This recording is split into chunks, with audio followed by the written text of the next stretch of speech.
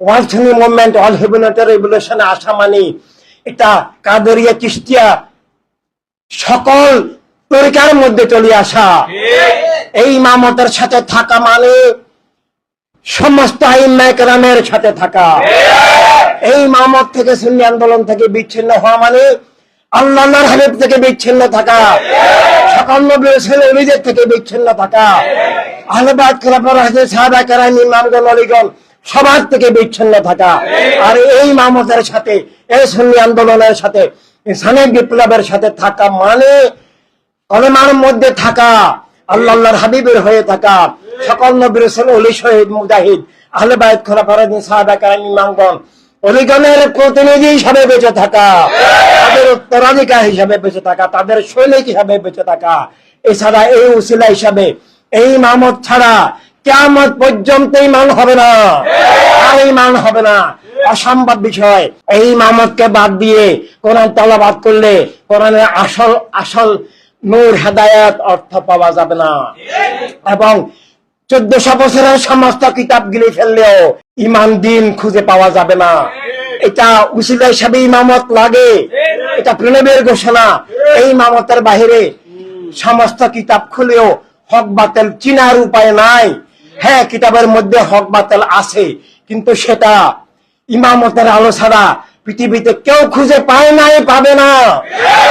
500 বছরের মধ্যেও কেউ হককে পূর্ণরূপে তুলে ধরতে পারে নাই, বাতিলকে পূর্ণরূপে তুলে ধরে বাতিল থেকে মুক্তির দিশা দিতে পারে নাই। আমাদের বিগত 500-700 বছরের ইতিহাস পরাজয়ের ইতিহাস, ধ্বংসের ইতিহাস, আর বাতিলের বিজয়ের ইতিহাস, বাতিলের গ্রাসে নিমজ্জিত হওয়ার ইতিহাস। মিল্লাতের সবকিছুকে বাতিলের সাথে ব্যবহার করছে। খাজা বাবা ইন্ডিয়া উদ্ধার করে দিয়েছেন, আর কি করছে? বলে যে হিন্দুর জন্য হিন্দুস্তান, এটা রাম রাষ্ট্র হবে। রাম রাষ্ট্রের প্রতিষ্ঠাতা মোদি নয়, মুসলমান নামদারি মুনাফেকরা। প্রত্যেক উপমহাদেশের সমস্ত মুসলমান দায়ী। কোন মাদ্রাসা, খানকা এটার প্রতিবাদ করে নাই, মেনে নিয়েছে। প্রতিবাদ না করে নীরব থাকাই মেনে নেওয়া।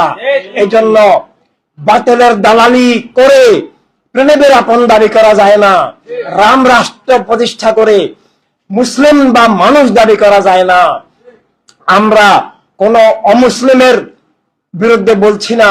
আমরা যে মানবতার রাজনীতি, মানবতার রাষ্ট্রের কথা বলছি, সেটা আমাদের অস্তিত্বের মালিক রাহমাতুল লিল আলামিন সাল্লাল্লাহু আলাইহি ওয়াসাল্লামের দেওয়া সব মানুষের অধিকার। সব প্রাকৃতিক শক্তির পর রাজনৈতিক শক্তি, রাজনীতি জীবন জগৎকে নিয়ন্ত্রণ করে।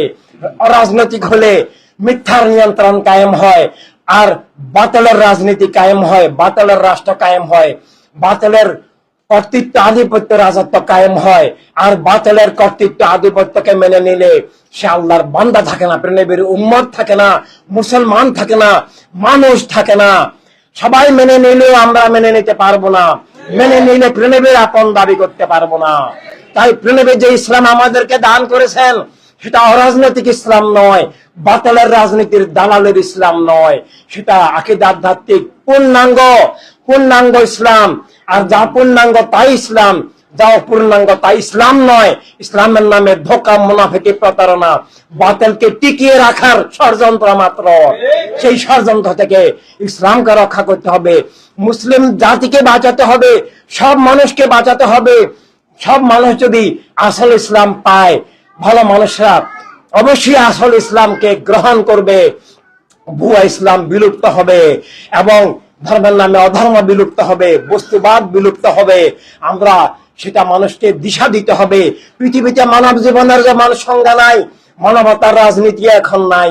আর মানবতার রাজনীতি মুসলমানের জন্য ঈমানের রাজনীতি, আর অন্য মানুষের জন্য জীবনের রাজনীতি, জীবনের অধিকার স্বাধীনতা রক্ষার রাজনীতি, জীবনের রুটি রুজির রাজনীতি, মুক্তির রাজনীতি, জীবনের মালিকানা ফিরে পাওয়ার রাজনীতি, নিরাপত্তার রাজনীতি, বিশ্ব নাগরিকত্ব ফিরে পাওয়ার রাজনীতি, রাষ্ট্রনীতি, যার বাহিরে কোন রাজনীতি নয়, দর্শনীতি ছাড়া কিছু নাই। ইসলামিক বিপ্লব কেবল রাজনীতি নয়, ইসলামিক বিপ্লব মানুষ হিসাবে আমার নিজেকে চিনার নাম, মানুষ হিসাবে আমার অস্তিত্ব বুঝার নাম। ইসলামিক বিপ্লব বস্তুর ঊর্ধ্বে জীবনের সত্য বুঝার নাম ইনসানিয়াত বিপ্লব। স্রষ্টার নামে আমার অস্তিত্ব বুঝার নাম। এভাবে বস্তুর দাসত্ব থেকে মুক্তির নাম ইনসানিয়াত বিপ্লব। মানুষ হিসাবে স্রষ্টার নামে নিজের অস্তিত্ব, আত্মপরিচয়, এরপর মানবিক চেতনা, মানবিক দৃষ্টি, মানবাধিকার, মানবতার দুনিয়া, মানবতার রাষ্ট্র, মানবতার রাজনীতি এবং মানবতা বিরোধী, জীবন বিরোধী, সত্য বিরোধী, মান বিরোধী যে অপকর্তৃত্ব, অপশক্তি থেকে, খুন জুলুম অবিচার থেকে আত্মাকে, জীবনকে, জগৎকে বাঁচানোর জন্য আর কোন পথ নাই। এভাবে আমরা ইমানদার হিসাবে আমরা ইনসানিয়াত বিপ্লব করতে বাধ্য, সুন্নি আন্দোলন করতে বাধ্য। আর যদি না করি আমাদের ইমানদার দাবি মুনাফিকি হয়ে যাবে। এভাবে মানুষ দাবি করলেও তাকে ইনসানিয়াত বিপ্লব করতে হবে, আর না হলে সে মানুষও হবে না, মানবাত্মা, মানবিক দৃষ্টিও হবে না। সে মানুষ থাকবে, বস্তুবাদী থাকবে, সে মুলুকিয়তার দাস থাকবে, সে তার জীবন কোনদিন বুঝবে না।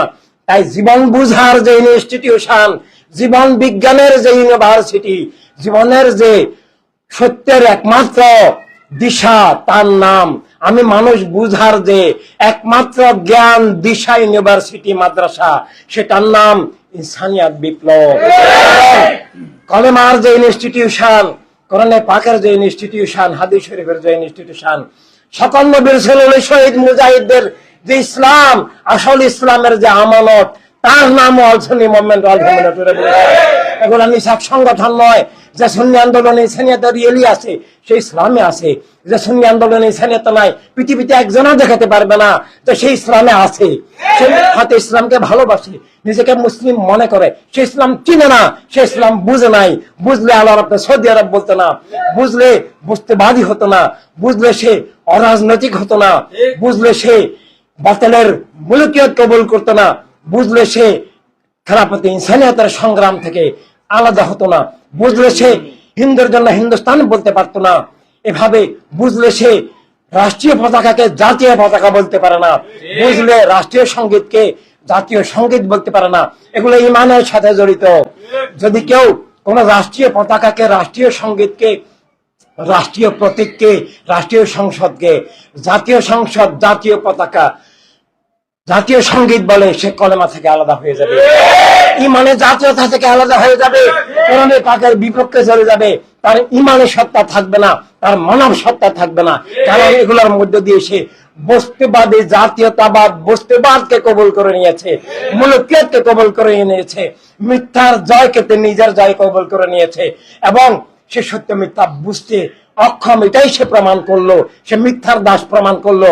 সে সত্যের ধার কাছেও নাই, সত্য সম্পর্কে তার কোনো ধারণাও নাই, সে এটাই প্রমাণ করলো। কিন্তু দুনিয়ার সব মানুষ তো বলছে, তার মানে ইমান নাই, এলেম নাই, সত্য মিথ্যা বুঝার জ্ঞান নাই, নিজের পক্ষ বিপক্ষ বুঝার জ্ঞান নাই। সে মিথ্যার নিয়ন্ত্রণে, মূর্খতার নিয়ন্ত্রণে, অন্ধকারের নিয়ন্ত্রণে সে সত্য কোনোদিন পায়ও নাই, অথচ নিজেকে সে মুসলিম বা মানুষ দাবি করছে। এটা ধোঁকা, এটাও মিথ্যা, না বুঝে দাবি করা। তাই প্রিয় ভাই বোনেরা, আমাদেরকে এখন জীবনের মূল দায়িত্ব, সর্বোচ্চ দায়িত্ব হিসাবে নিতে হবে আল্লাহ, আল্লাহর হাবিবের প্রেম।